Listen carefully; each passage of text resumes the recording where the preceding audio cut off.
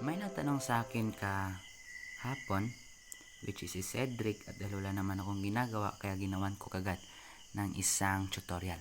So ito yung tanong niya sa akin.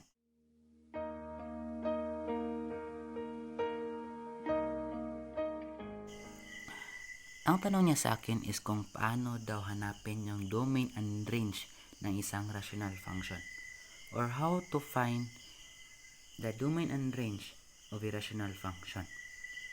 So para mahanap yung ating range is hahanapin muna natin yung ating domain, dahil yung f of x natin, f of x is equal to y, or kung meron tayong function, halimbawa nito, rational function, yung magiging sagot nito is yung ating magiging range o yung magiging y natin. So para mahanap yung range, hanapin muna natin yung ating domain, which is yung x. So paano ba mahanap yung ating domain? Yung domain natin is kahit anong number yan, kahit anong real numbers, basta yung magiging sagot ng ating rational function is hindi magiging undefined.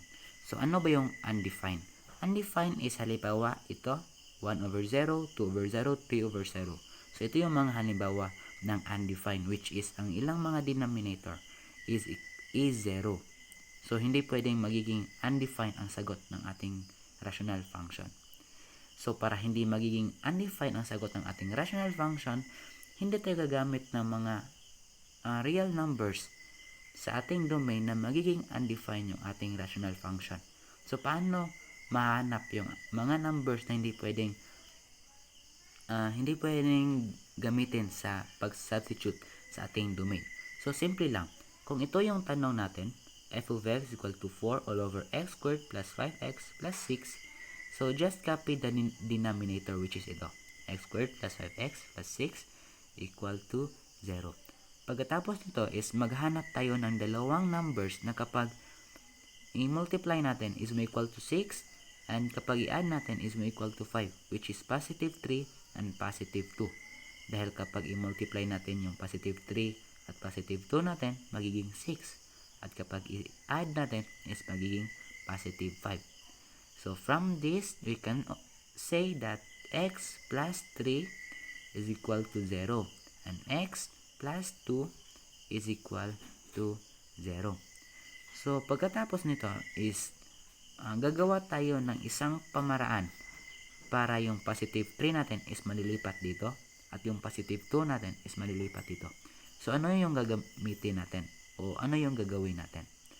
So gagamit tayo ng additive property of equality, o yung tawag ng iba is transpose.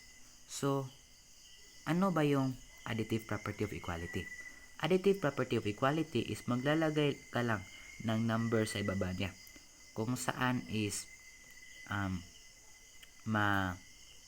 mawawala o magiging 0 yung ating positive 3 at dito malilipat yung ating positive 3 sa dito. So ano ba yung dapat nating ilalagay dito sa ibaba para maging 0 yung positive 3 natin? Maglalagay tayo ng isang negative 3. At kung ano yung nilagay sa atin dito, yun din ang ilagay natin dito. So yung positive 3 natin is ma-crush out. Tapos magiging x is equal to negative 3. At dito din, maglalagay tayo ng negative 2 at negative 2 para yung positive 2 natin is ma-crush out at magiging x is equal to negative 2. So kung ano yung ilalagay mo dito, yun din ang ilagay mo dito at dito rin. So dahil dito, malalaman na natin kung ano yung mga numbers o mga real numbers na hindi pwedeng gagamitin sa pag-substitute sa ating domain. So we can substitute all real numbers except negative 3 and negative 2. So let's check kung tama ba yung negative 3 and negative 2. So dito halimbawa i-substitute natin yung ating x, yung ating domain into negative 3. So just substitute lang ang x into negative 3. Substitute lang.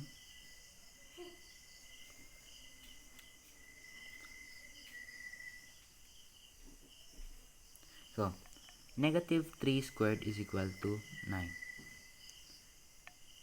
5 times negative 3 is equal to negative 15. Copy positive 6.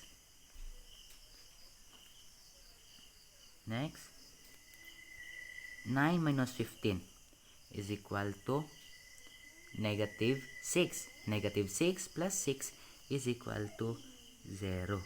So, kung nakikita nyo, yung sagot natin is nagiging undefined. So, hindi siya pwede.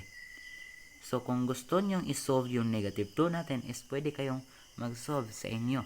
Pero kung hindi naman, kung natitiwala kayo sa akin, is okay lang din. So, we conclude that we can substitute all real numbers except negative 3 and negative 2. So, that's it. Please like and share. Kung bago ka pa sa ating channel, please subscribe at click the notification bell para updated ka sa ating mga bagong tutorials. At kung meron kayong i-request sa akin, just comment below at gagawin natin yan as soon as possible. Thank you.